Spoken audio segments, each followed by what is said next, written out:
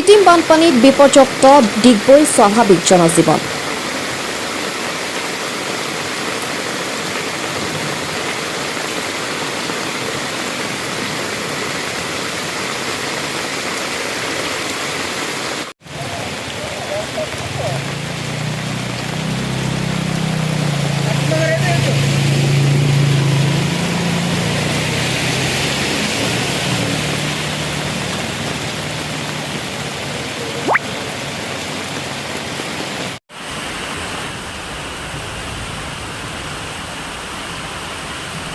ডিগবৈ পৌৰসভাৰ অন্তৰ্গত বিভিন্ন এলেকা জলমগ্ন। ডিগবৈ চহৰখন সৌন্দৰ্য বৰ্ধনৰ বাবে লাখ লাখ টকা ব্যয়। আনফালে এজাক বৰষুণতে কৃত্ৰিম বানপানীত একাংশ লোক বিপদত পৰিছে।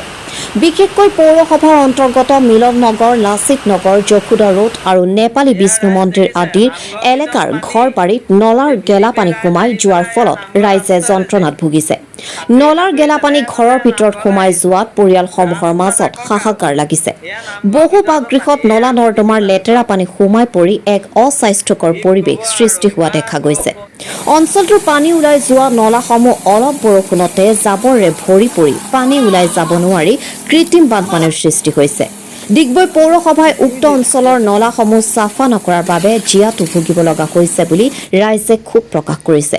গতিকে স্থানীয় ৰাইজে তেওঁলোকৰ সমস্যাসমূহ অতি সোনকালে সমাধান কৰিবলৈ ডিগবৈ পৌৰসভাৰ কৰ্তৃপক্ষক আহ্বান জনাইছে।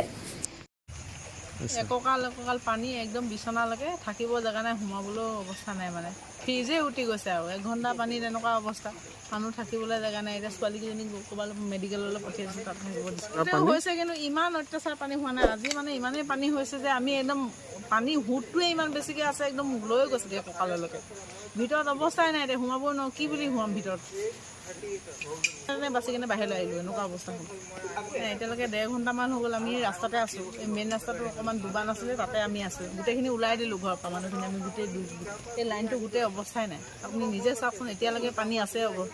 পানীখিনি যে বাহিৰলৈ সিঁচি দিম তেনেকুৱাওতো বাহিৰত অপশ্যনে নাই ন। বাহিৰতে পানী লেভেলটো ইমান ৱালৰ ওপৰলৈকে আছে, সেইকাৰণে আমি বাহিৰতে আহিব লগা হৈছে। এতিয়া 1 ঘণ্টা 1.5 ঘণ্টা হ'ল ৰাস্তাতে আছোঁ। বৰষুণত পানী হয়, 1 ঘণ্টামান দিলেও মানে বৰষুণটো যেতিয়া দি থাকে তেতিয়া পানীটো নহয়। বৰষুণটো অলপ যেতিয়া বৰষুণটো কমি যায়, কিন্তু পানীৰ সোঁতটো তেতিয়া একদম অট'মেটিক ক'ৰবাৰ পৰা পানী আহে আৰু ডাইৰেক্ট সোমাই যায়।